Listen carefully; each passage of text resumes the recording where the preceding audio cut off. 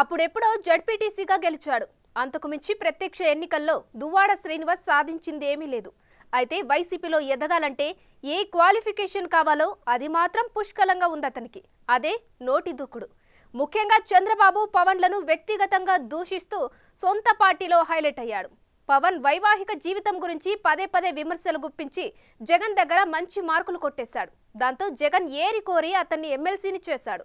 ఇప్పుడు అలాంటి Duvvada family life రచ్చకెక్కింది. కన్న కూతురే అతనిపై విమర్శలు గుప్పిస్తుంది. దాంతో జన సైనికులతో పాటు నెటిజన్లకు అతను ఓ రేంజ్లో టార్గెట్ అవుతున్నాడు.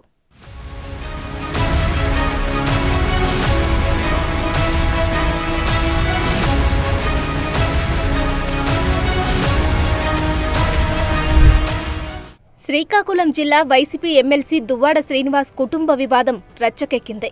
తాజాగా అతని ఇంటి ముందు కుమార్తెలు నిరసనకు దిగారు. తమ తండ్రి బయటకు రావాలంటూ మౌన పోరాటానికి దిగారు. ఎన్నికలకు ఏడాది ముందే దువ్వాడ శ్రీను కుటుంబ వివాదాలు బయటపడ్డాయి. కొన్నాళ్ల కిందట దువ్వాడ శ్రీను అక్కవరం వద్ద ఇంటిని నిర్మించుకుని మరో మహిళతో కలిసి ఉంటున్నట్లు ప్రచారము జరుగుతోంది.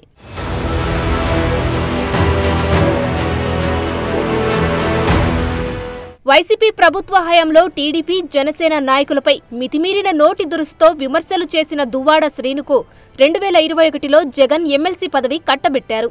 కాంగ్రెస్తో పొలిటికల్ ఎంట్రీ ఇచ్చిన అతను 2001లో శ్రీకాకుళం జిల్లా యువజన కాంగ్రెస్ కార్యదర్శిగా, 2006లో జడ్పీటీసీగా గెలిచి శ్రీకాకుళం జిల్లా పరిషత్ వైస్ చైర్మన్గా పనిచేశాడు. తర్వాత కాంగ్రెస్ పార్టీకి రాజీనామా చేసి చిరంజీవి ఏర్పాటు చేసిన ప్రజారాజ్యం పార్టీలో చేరి 2009లో జరిగిన అసెంబ్లీ ఎన్నికల్లో టెక్కలి నియోజకవర్గం నుండి పోటీ చేసి 3వ స్థానానికి పరిమితమయ్యాడు. తర్వాత వైసీపీలో చేరి 2014లో టెక్కలి ఎమ్మెల్యేగా, 2019లో శ్రీకాకుళం ఎంపీగా పోటీ చేసి ఓటమి మూటగట్టుకున్నాడు. జడ్పీటీసీగా తప్ప ఇంకెప్పుడు ప్రత్యక్ష రాజకీయాల్లో గెలవని దువ్వాడను అధికారంలోకి వచ్చిన 2 ఏళ్లకు జగన్ ఎమ్మెల్సీని చేశారు. మొన్నటి ఎన్నికల్లో మళ్లీ టెక్కలి అసెంబ్లీ సీటు ఇచ్చి తానే వచ్చి ప్రచారం కూడా నిర్వహించారు. అయినా దువ్వాడ 34.5 వేల ఓట్ల తేడాతో వరుసగా 4వసారి కూడా ఓటమి పాలయ్యాడు. ఎన్నికలకు ఏడాది ముందే దువ్వాడ శ్రీను కుటుంబ వివాదాలు బయటపడ్డాయి. అప్పట్లో జిల్లాకు వచ్చిన జగన్ టెక్కలి అసెంబ్లీ సీటును దువ్వాడ శ్రీనుకే ఇస్తున్నట్లు ప్రకటించారు. ఆ తర్వాత కొద్ది రోజుల్లోనే దువ్వాడ శ్రీను సతీమణి దువ్వాడ వాణి కొంతమందిని వెంటబెట్టుకుని జగన్ను కలిసి భర్తపై ఫిర్యాదు చేశారు. ఆ తర్వాత పరిణామాలతో టెక్కలి నియోజకవర్గం వైసీపీ ఇన్ఛార్జిగా దువ్వాడ వాణిని నియమించారు. అయితే టెక్కలి సీటును శ్రీనుకు కేటాయించడంతో తాను ఇండిపెండెంట్గా నామినేషన్ వేస్తున్నట్లు వాణి ప్రకటించారు.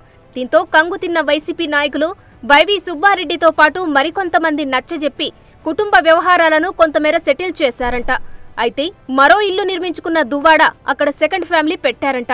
దువ్వాడ శ్రీను మరో మహిళతో ఉంటుండడంతో తమ సంగతేమిటో తేల్చాలంటూ కుమార్తెలు తాజాగా ఆందోళన నిర్వహించారు.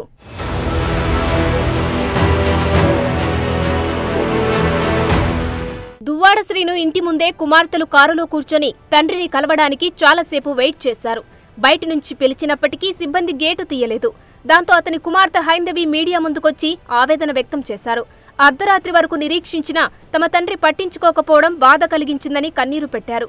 అతన్ని తమతో కలవకుండా చేస్తున్నది మా నాన్నతో ఇంట్లో ఉంటున్న మహిళేనని, తమ తల్లిదండ్రులకు చట్టపరంగా విడాకులు కాలేదని ఆమె అంటున్నారు.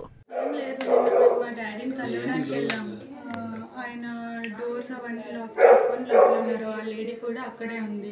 మేము మాట్లాడడానికి వెళ్దాం మాట్లాడడానికనే కాదు, మా డాడీతో కలిసి ఉన్నామని మేము వెళ్ళాము. బట్ మేము మెసేజెస్ చేసినా, ఫోన్ కాల్స్ చేసినా ఆయన లిఫ్ట్ చేయలేదు, దేనికి రెస్పాండ్ అవ్వలేదు.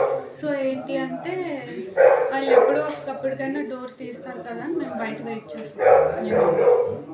నైట్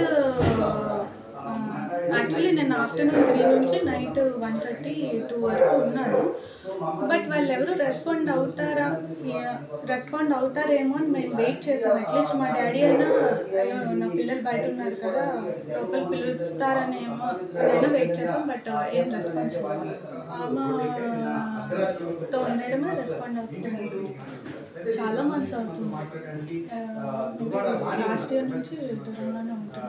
వెళ్ళాం లాస్ట్ ఇయర్ వినాయక చవితి అప్పుడు మాట్లాడడానికి వెళ్ళాం. అప్పుడు మా డాడీ వాళ్ళ బ్రదర్ అండ్ వాళ్ళ మదర్ ఏం చేశారంటే మమ్మల్ని లోపలికి రానివ్వకుండా మేమేదో వాళ్ళకి అటాక్ ఇస్తున్నాం అన్నట్టు క్రియేట్ చేసి మా డాడీతో కలవనివ్వకుండా చేశారు. ఎమ్మెల్సీ వ్యవహారంపై భార్య వాణి కూడా తీవ్రంగా స్పందించారు. దువ్వాడ శ్రీను ఎవరి ట్రాప్లో పడ్డారో తెలియదు కానీ తమ కుటుంబం రోడ్డున పడిందని ఆవేదన వ్యక్తం చేశారు. తమ కుటుంబ సమస్యను పరిష్కరించాలని పార్టీ అధిష్టానం దృష్టిలో కూడా పెట్టానని, తన భర్త శ్రీనుతో ఉన్న మహిళ మోసగత్తె అని విమర్శించారు. తన భర్త దువ్వాడ శ్రీను వద్ద ఆ మహిళను బయటకు పంపించే వరకు పిల్లలతో కలిసి పోరాటం చేస్తానంటున్నారు. పిల్లలు అక్కడికి వాళ్ళ ఫాదర్ దగ్గరికి వెళ్ళారు. మేము వస్తున్నామని కూడా పిల్లలు మెసేజ్ పెట్టడం జరిగింది. మరి ఏం జరుగుతుందో తెలియదు. పలాసలకు కూడా ఒకసారి వెళ్ళారు వాళ్ళ ఫాదర్కి కలడానికి. ఎందుకంటే పిల్లలకి మంచి అటాచ్మెంట్ వాళ్ళ ఫాదర్తోనే. ఆయన ఏం జరిగిందో, ఎవరి ట్రాప్లో పడిపోయారో, ఏం జరిగిందో తెలీదు. మా ఫ్యామిలీ ఈరోజు రోడ్డు మీద పడవలసిన పొజిషన్ వచ్చింది. అధిష్టానం దృష్టిలో కూడా నేను పెట్టడం జరిగింది. సర్దుబాటు చేయాలని ఒక ఆలోచనతో చెప్పడం జరిగింది. మరి అధిష్టానం దగ్గర ఆయన ఏం చెప్తున్నారో తెలియదు. నన్ను కూడా నేను సీఎం గారి దృష్టిలోనే, అధిష్టానం దృష్టిలో కూడా, పెద్దల దృష్టిలో కూడా పెట్టడం చెప్పాను. ఎందుకైనా సర్దుకుంటారని ఒక ఆలోచనతో చెప్పాను. ఆవిడ చాలా వర్స్ట్ లేడీ అండి. ఆవిడ చాలా మందితో ఇల్లీగల్ అఫైర్స్ ఉన్నాయి. పవన్ కళ్యాణ్ వ్యక్తిగత జీవితంపై తీవ్ర విమర్శలు చేసిన వారిలో దువ్వాడ శ్రీనివాస్ ఒకరు. అప్పట్లో ఆయన వ్యవహారంపై మాట్లాడుతూ తెలుగువాడు ఏకపత్నీవ్రతుడిగా ఉండాలని, ఒకే స్త్రీతో సంసారం మన సాంప్రదాయం వంటి డైలాగులు బలంగానే పేల్చారు. కట్ చేస్తే ఇప్పుడు సదరు దువ్వాడ శ్రీనివాస్ సెకండ్ ఫ్యామిలీ వ్యవహారం ఇప్పుడు రచ్చరచ్చగా మారింది. భార్య బిడ్డలను వదిలిపెట్టి పెళ్లి అయిందో లేదో తెలియని రెండో మహిళతో ఆయన ఉంటుండడం వివాదాస్పదమైంది. తమకు అన్యాయం చేస్తున్నాడంటూ అతని భార్య, కుమార్తె రోడ్డుపైకి వచ్చి నిరసన తెలుపుతున్న పరిస్థితి. దాంతో ఇప్పుడు అతను సోషల్ మీడియా జన సైనికులకు గట్టిగానే ట్రోల్ అవుతున్నారు. ఇక ఇప్పుడు దువ్వాడ కొత్త డ్రామాకి తెరలేపాడు.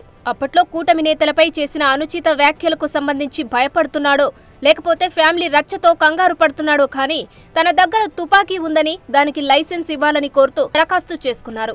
ఆయనకు కొంతమంది వ్యక్తుల నుంచి బెదిరింపు calls వస్తున్నాయట.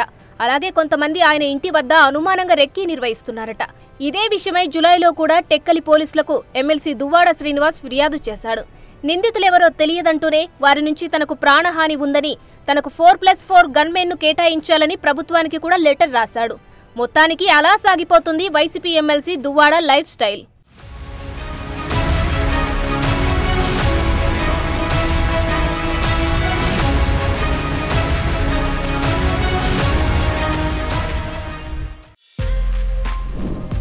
For more videos like this, subscribe Big TV channel.